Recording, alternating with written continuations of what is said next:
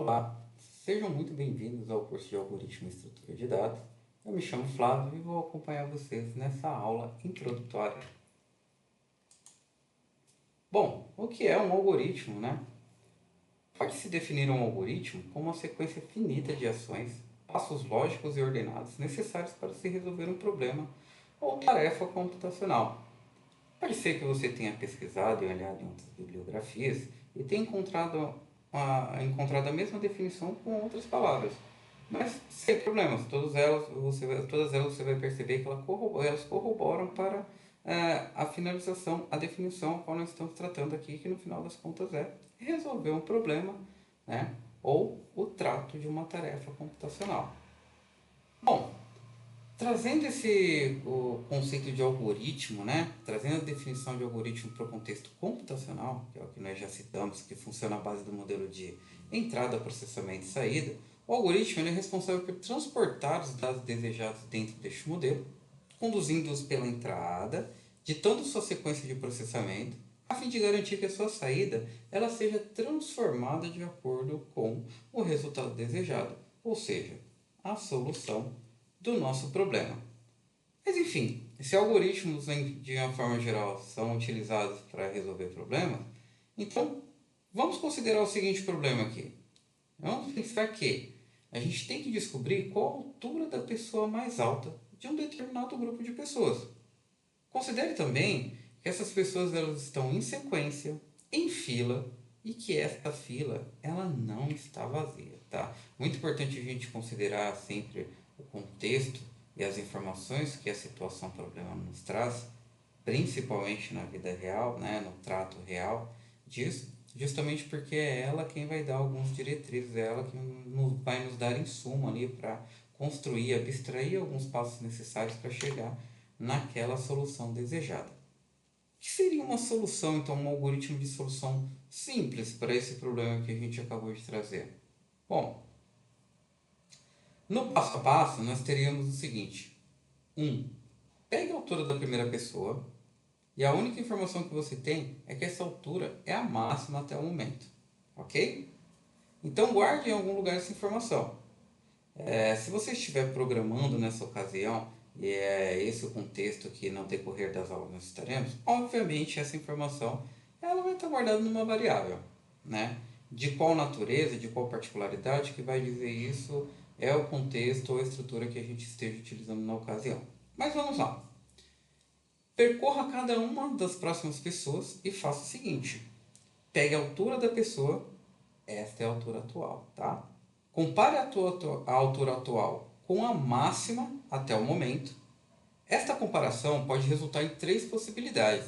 A altura atual é menor, é igual ou é maior do que o que a gente já tinha armazenado, tá? Se a altura atual ela for maior, então faça o valor da altura máxima ser igual ao valor da altura atual. Ok, isso seria uma solução para chegar aí enfim, dar a resposta do problema que a gente trouxe, que é qual pessoa é mais alta dentro desse grupo de pessoas, né? E aí do contexto de fila e tudo mais que a gente colocou aqui. Mas você pode se perguntar, e se a pessoa for menor? O que eu faço? E se a altura dessa pessoa for igual? Qual é a saída? E diversos outros questionamentos que é normal, é natural dentro do mundo da computação, principalmente quando a gente está desenvolvendo a solução de um problema, a gente trazer, carregar esses questionamentos até a fim de otimizar, né, o que a gente está fazendo, ou de averiguar se realmente esse é o melhor caminho, a melhor tomada de solução para a gente diante do cenário que a gente está inserido. Bom, mas aí para a gente resolver e definir se isso é melhor, é pior, é eficiente, não é, só fazendo a implementação, é implementando um algoritmo para a gente testar. Não é o objeto de estudo dessa aula introdutória, mas eu acho que vale a pena a gente fazer um teste, né? Fazer um teste para ver se realmente não haveria outro caminho, não haveria outras possibilidades, outros mecanismos, outras formas de pensamento, a fim de que a gente chegue aí na saída desejada, na solução desejada. Bom, bora dar uma olhadinha então. Eu vou vir aqui para o meu ambiente de desenvolvimento. Eu trouxe esse mesmo questionamento que nós fizemos ali há pouco para cá, Percebam que eu trouxe aqui esse último passo a passo para a gente discutir da solução simples e cujo objetivo era ali pegar aquela fila e descobrir qual que era a pessoa mais alta. De uma forma geral, racional, nós já abstraímos aqui, seguimos o nosso primeiro passo a passo e resolvemos esse problema. Só que ficou aquela questão, poxa, realmente essa é a melhor solução? Não haveria outra forma da gente trabalhar com isso, da gente melhorar essa solução que a gente está discutindo? Enfim, vamos, vamos implementar uma nova solução aqui.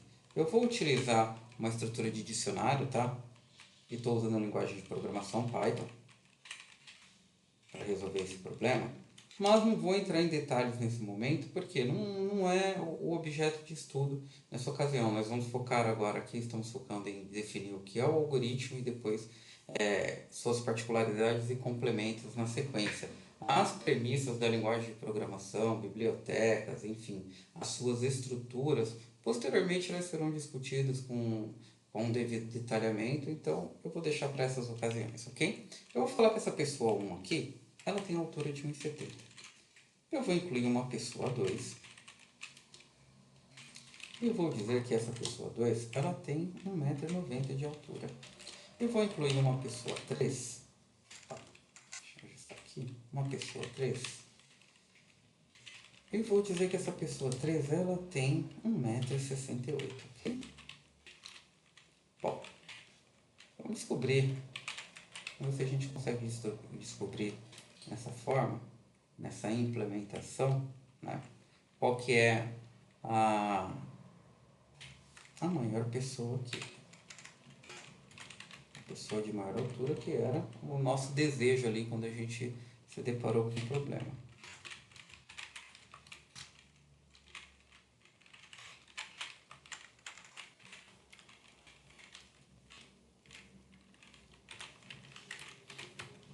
Bom, o que eu estou fazendo aqui? Eu estou utilizando esse dicionário aqui e, enfim, dentro da função aqui que eu vou acabar passando o dicionário como parâmetros, eu vou pedir para ele dizer para mim quem que é o mais alto dentro daquela fila que a gente tem ali e ver se resolve o nosso problema, tá ok?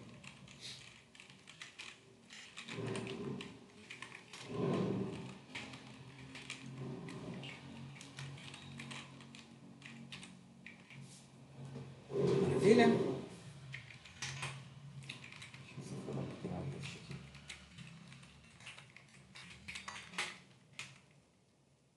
Ok, ela deu como saída pra gente aqui 1,9, 1,90 m. Será que é isso mesmo? Então, olhando para cá, a gente consegue perceber que a pessoa 2 realmente tem 1,90 m e que ela é a pessoa mais alta. Aqui dentro da nossa estrutura, vou só identar aqui para ficar visualmente melhor para a gente, tá? Para o computador, isso aqui pouco importa essa estruturação. Então, o que nós fizemos aqui? Nós questionamos nossa primeira solução, a abstração da nossa primeira solução, e fizemos a implementação do algoritmo de uma nova forma para ver se atendia, para ver se era melhor. E aí a gente vai se questionar, poxa, o primeiro modelo que a gente discutiu é melhor do que esse segundo que a gente está utilizando?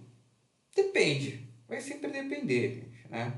Não existe melhor ou pior, certo ou melhor. Não existe certo e o errado, né? O primeiro modelo está certo, o segundo é que está certo, enfim, vice-versa. O primeiro está certo, o segundo está errado. A questão não é essa. A questão é que sempre vai depender do contexto. Por quê? Porque a gente vai dizer que o melhor algoritmo para a gente é aquele que melhor atende o cenário que a gente está inserido.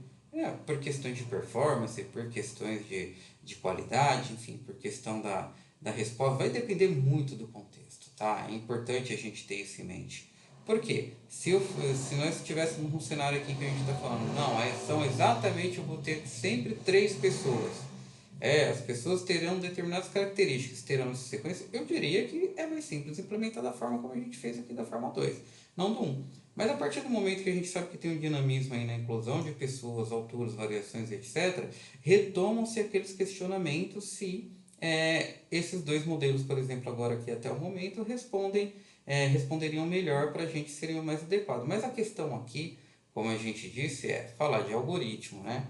E aí, falando de algoritmo, algoritmos tem sempre uma coisinha, um conceito, uma aplicação que anda lado a lado com ele ali, que é a estrutura de dados utilizada. Por que eu estou falando isso? Porque percebam que se a gente fosse seguir a implementação, e eu não fiz isso nesse momento aqui para a gente comparar somente os conceitos que eram interessantes e contrastar, fazer um contraste aqui para vocês da complementariedade desses dois conceitos, a gente percebe que a estrutura de dados ela permite que a gente construa o algoritmo da melhor forma possível, né? Permite que você modifique, que você processe essas informações de maneira que ela se entregue uma resposta ali de forma mais clara, mais sucinta, mais eficiente do que você procura. Então, o que nós fizemos aqui? Nós fizemos um passo a passo, abstraímos o primeiro modelo, e num segundo modelo que a gente foi fazer um teste de implementação, nós fizemos uso de uma nova estrutura de dados, de um dicionário de dados, né?